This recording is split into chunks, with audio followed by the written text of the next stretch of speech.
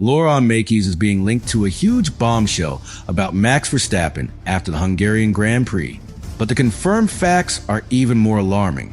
Verstappen finished second, 15.080 seconds behind Lando Norris, after qualifying sixth and spinning during a brutal Saturday. Then Max said the words that shattered the comeback story. "I don't understand how we are second." He called Hungary one of his hardest races of the year and warned that the problem was not simply tire degradation. The car itself was degrading. Now, there is no verified post-race bombshell from Mekies, but his confirmed warning from Saturday was clear. Red Bull did not have the pace to match Ferrari and McLaren, and if everything was not absolutely perfect, the team could fall backward very quickly. So the real bombshell is not what Mekies supposedly said after the race. It is what Verstappen's second place exposed. The result looked powerful. The car looked fragile. And the reason Max reached the podium may prove Red Bull is in much deeper trouble than the classification suggests. Subscribe to the channel to understand why this supposed bombshell matters. You have to go back to the moment Red Bull realized the weekend was already slipping away. Saturday did not look like the beginning of a podium. Verstappen qualified sixth. He spun. And Red Bull admitted that the pace was not there. Laurent Mekies said the team could not match Ferrari and McLaren in qualifying.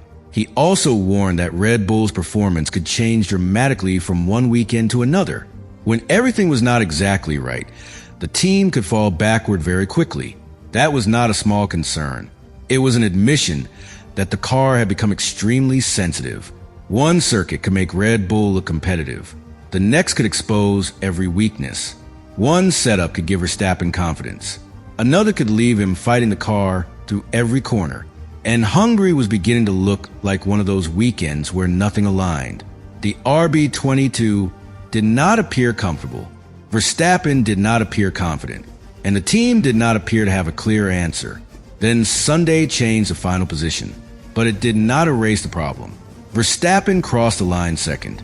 On paper, that looked like recovery. It looked like Red Bull had turned the weekend around. It looked like Max had suddenly found a pace that disappeared during qualifying. But his reaction made that explanation impossible to accept. "I don't understand how we are second." That sentence is where the entire story changes. Because Verstappen was not celebrating a breakthrough. He was questioning the result. He was saying the position did not match what the car had felt like. And when the driver himself cannot explain why the final result looks so strong, the team has to be careful, very careful.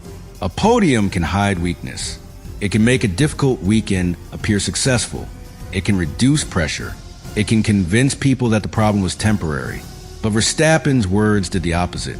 They exposed the gap between the classification and the reality inside the cockpit. Second place suggested Red Bull was close. The 15.080 second gap to Lando Norris suggested it was not. Second place suggested the car had recovered. Verstappen said it was still degrading. Second place suggested progress. The driver described one of his hardest races of the year.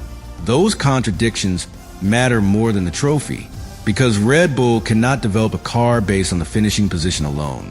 It needs to understand where the performance came from. Was it genuine pace? Was it strategy? Was it timing? Was it the way the race unfolded around Verstappen? The source does not provide enough detail to prove exactly how every place was gained. So no dramatic explanation should be invented. What is confirmed is that Verstappen did not believe the car naturally belonged in second, and that should concern Mekies more than any headline. A strong result is only useful when the team knows how to repeat it. If the car became faster because of a successful setup change, engineers can study that. They can refine it. They can use it again. But if the result appeared while the car remained difficult, then Red Bull may have gained points without gaining understanding. That is a dangerous trade. Points help the championship. Understanding helps the future. And Red Bull needs both. Verstappen's comments showed that the team may have left Hungary with only one of them. The points were real. The certainty was not. Then came the line that made the situation even more serious. When instead of the tires degrading, your car is degrading, then you have a big problem. That was not ordinary driver frustration. That was a description of a car becoming less usable as the race continued. Tire degradation is expected. Every team manages it. The rubber loses performance. The driver adjusts. The strategy responds. But when the car itself feels as though it is degrading, the driver loses something much more important. Trust. The balance can begin shifting.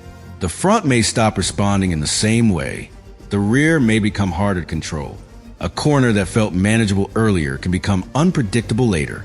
And the driver starts making corrections instead of attacking. That does not always produce one dramatic moment. Sometimes it produces dozens of tiny losses. A slightly earlier brake application, a slower turn-in, a more cautious throttle input, a small steering correction, then another. Each one costs very little. Together, they create the gap. 15.080 seconds. That number is not just the distance between Verstappen and Norris. It is the distance between finishing second and truly fighting for victory. And that is why the idea of sudden Red Bull pace is misleading. Verstappen did not suddenly become fast. He was already fast. What changed was the result. The final order gave Red Bull a podium. The car did not give Verstappen confidence. That distinction is crucial, because an exceptional driver can rescue a weak weekend. He can survive instability. He can recognize opportunities. He can take advantage when the race opens a path.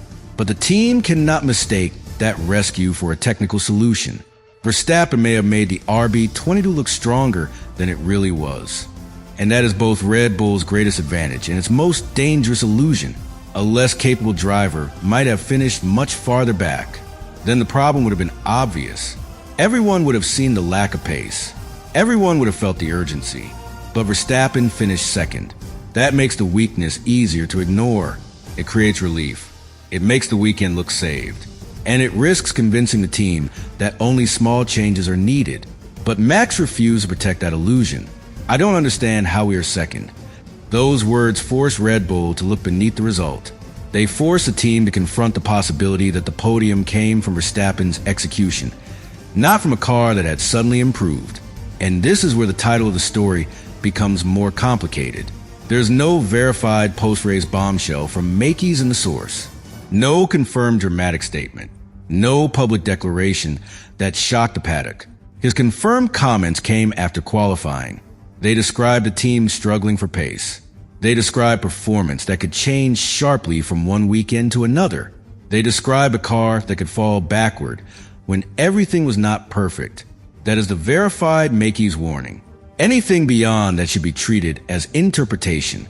But the lack of a dramatic quote does not make the story less important, because the true bombshell may be what the race proved without anyone needing to say it.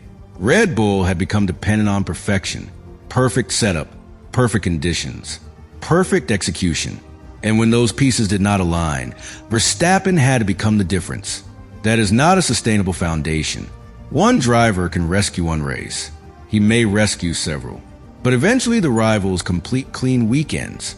Eventually the strategy offers no escape. Eventually the car qualifies too far back. And eventually even Verstappen runs out of ways to hide the weakness. That is what Mekies has to fear. Not one difficult Grand Prix, a repeating pattern, Saturday trouble, a narrow operating window, unpredictable balance, a driver compensating for the machine, then a final result that hides how serious the problem really was. If that pattern continues, Red Bull could spend the rest of the season reacting instead of leading.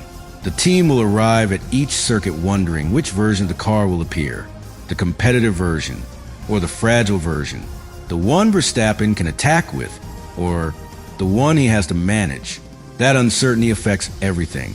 Qualifying, strategy, tire preparation, development, and confidence inside the garage. A championship team needs to know what its car will do. It needs repeatable performance. It needs a wider operating window. It needs a package that remains stable as the tires age and the fuel load changes. Hungary gave Red Bull a result. It did not give the team proof that those problems were solved. And that may be why Verstappen's second place was more alarming than reassuring. The podium showed what Max could save. His comments showed what the car was still taking away. The results showed resilience. The gap showed limitation. The trophy showed success. The driver showed concern. That is the contradiction Mekies now has to solve. Because Red Bull cannot build its future around results it does not understand. It needs to know why the car became harder to drive, why the qualifying pace disappeared, why Verstappen still felt the car degrading, and why second place looked so much stronger than the underlying performance. Until those answers arrive, the team cannot know whether Hungary was progress or simply survival. And that is the real bombshell. Not a dramatic quote, not a secret statement, not a hidden upgrade. The real bombshell is that Max Verstappen finished second and still gave Red Bull no reason to believe the RB22 had been fixed. But the deeper conflict inside Red Bull is not about whether Verstappen can still rescue a result. Everyone already knows he can. The real conflict is whether the team can trust what the result is telling them. Because Hungary produced two completely different stories at the same time. One story came from the timing screen. Verstappen finished second. He recovered from 6th on the grid. He stood on the podium. He collected a result that looked far stronger than anything Saturday had promised. The other story came from the driver. The car remained difficult. The handling problems did not disappear. The race felt like one of the hardest of the year, and Verstappen openly admitted that he did not understand how second place had happened. That is not a small disagreement. That is a technical contradiction. And technical contradictions create tension inside a Formula One team. The engineers see the data. The strategists see the final position. The driver feels the car. The team principal has to decide which signal matters most. Sometimes all of them point in the same direction. Hungary did not. The result said recovery. The driver said warning. The point said success. The pace said limitation. And that is where speculation begins. When a car looks weak on Saturday, then produces a podium on Sunday, people search for a dramatic explanation, a secret setup change, a hidden upgrade, a breakthrough discovered overnight, an internal decision that suddenly transformed the package. It is an attractive story. It is also unsupported by the available source. There is no confirmed hidden upgrade, no verified new component, no public evidence that Red Bull discovered one technical answer between qualifying and the race. And there is no confirmed post-race bombshell from Laurent Mekies explaining Verstappen's pace. That matters because the truth cannot be built around a quote that has not been verified. The confirmed Mekies comments came after qualifying. He said Red Bull lacked the pace to Ferrari and McLaren. He described the session as difficult, and he warned that the team could fall backward quickly when everything was not exactly right. Those words created the context. They did not confirm an overnight miracle. In fact, they suggested the opposite. Red Bull entered the race with a car that remained highly sensitive, a car that could look competitive under one set of conditions, then fall backward when the balance moved outside its narrow window. That is not the profile of a stable front-running package. It is the profile of a team searching for consistency. And when a team is searching for consistency, one unexpected podium can become dangerous. It can generate the wrong confidence.